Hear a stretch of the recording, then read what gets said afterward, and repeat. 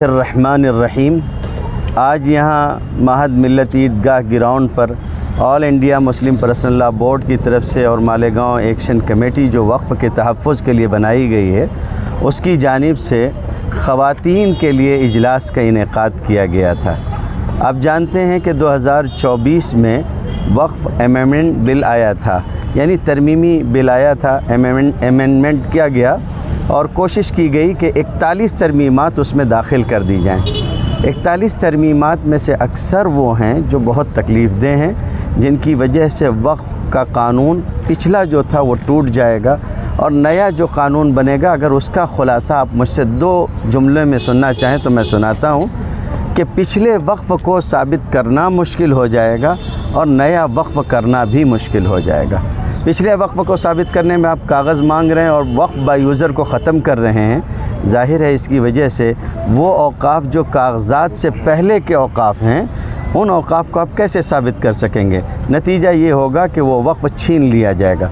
अगर आपको ऐसा लगता है कि मैं गलत कह रहा हूँ तो आप यूपी चले जाइए। कौशाम्बी के मधुसूदन साहब जो हैं कलेक्टर, उन्होंने उठा के 93 बीघा ज़मीन जो है वो उठा के सरकारी करार दे दी है। जब आप कलेक्टर को इख्तियार दे देंगे और कलेक्टर जो है वो हुकूमत का नुमाइंदा है तो ज़ाहिर है वो क्या करेगा, ये हम सब समझते हैं। दूसरी बात ये है कि आप कह रहे हैं कि कोई नया आदमी अगर दान करना चाहता है तो वो 5 साल से जो है वो बाय प्रैक्टिस मुसलमान हो जाए। बाय प्रैक्टिस का मतलब आप क्या बताना चाहते हैं? उसकी दाढ़ी नहीं होगी तो वो बाय प्रैक्टिस मुसलमान नहीं होगा?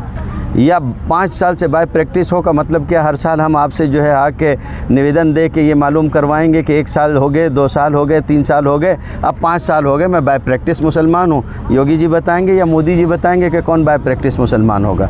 इसलिए ये कानून वाहियात कानून है जो बनाया गया। और अगर ये वाहियात कानून नहीं था तो सुप्रीम कोर्ट ने इसके ऊपर जो कुछ जो है वो अभी फ़िलहाल स्टे दिया वो क्यों दिया है? और क्यों सॉलिसिटर जनरल जो है जो ये फरमा रहे थे कि 38 मीटिंगें हुई हैं और 1 करोड़ से ज़ायद जो है वो ऑनलाइन जो है तजावीज़ आई थी, वो सब हमने देखी हैं और फ़लाँ देखी हैं, तो 7 दिन का वक्फ़ा क्यों मांगा आपने? आपने इतनी मेहनत करके अगर कानून बनाया था, पहले दिन आप अपना जवाब दाखिल कर देते। सीधी बात यह है कि कानून के नाम पे धोखेबाजी है और इतनी बड़ी लूट इससे पहले कभी नहीं की गई होगी जितनी बड़ी लूट ये की जा रही है। और इसके नतीजे में मुसलमानों को मज़ीद पसमानदा से पसमानदा बनाने की कोशिश की जाएगी। हम वक्फ़ कानून को नहीं मानते हैं। इसके मुकाबले में लोग कह रहे हैं कि ये संसद से बना हुआ है और इसको मानना ही पड़ेगा। हम अपना एहतजाज का हक़ महफूज रखते हैं और कानून के नाम पे अगर लाकानूनियत की जाए तो उसके जवाब में अगर कोई एहतजाज किया जाए तो वो लाकानूनियत कहाँ से हो गया?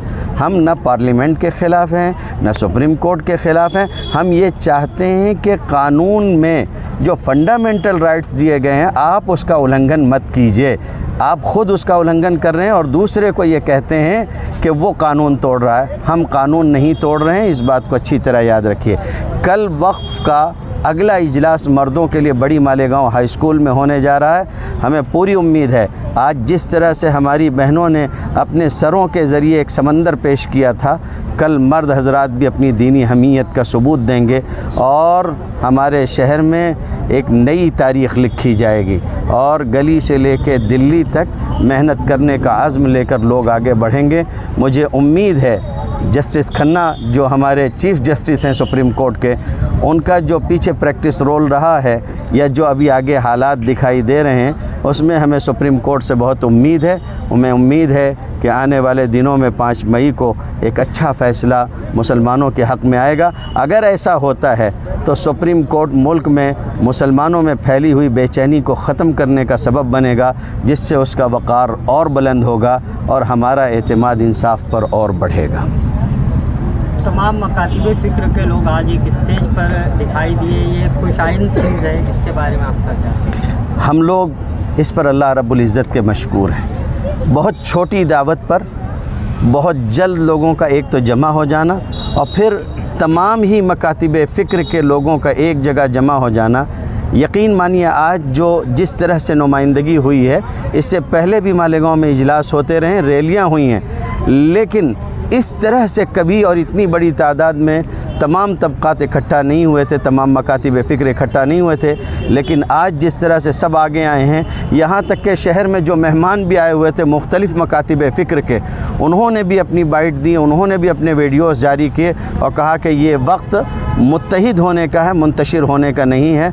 ये मैं समझता हूँ कि अल्लाह की ताईद गैबी है हमारे साथ में, और मैं ये समझता हूँ कि ये एक बहुत बड़ा कहना चाहिए कि ऐलान अपने आप में साबित होगा अल्लाह की तरफ से, अल्लाह की कुदरत की तरफ से, कि कल का सूरज हमारे लिए इंशाअल्लाह फ़तह व नुसरत का सूरज बनेगा। ख़वातीन ने जो इतनी बेदारी का सबूत दिया और बड़ी तादाद में यहाँ पर जमा हुए हैं, तो उनके लिए क्या कहें? देखिए, मैं सबसे पहले अपनी माँ बहनों का बहुत मशकूर हूँ। ज़ाहिर है बहुत छोटे नोटिस पर और बहुत थोड़े वक्त में, 3 दिन के छोटे से मरहले में, उसमें भी मैं आपको ये बता सकता हूँ कि मैं ख़ुद एक्शन कमेटी का एक कारकुन हूँ, एक रुकन हूँ, लेकिन मसरूफ़ियात की वजह से और जो भी काम चल रहे थे वक्फ़ के सिलसिले में, मैं किसी भी एक मीटिंग में भी शरीक नहीं हो सका।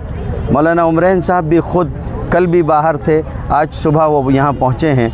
बहुत कम मुद्दत में और थोड़े से वक्फ़े में जिस तरह माएँ बहनें यहाँ आई हैं, ये बात इस बात की अलामत है कि मोदी जी चाहे जितना अपने आप को मुसलमान बहनों का ढोंगी दोस्त होने को साबित करने की कोशिश करें, मगर इस मरतबा वो मुसलमान औरतों को धोखा नहीं दे पाएंगे।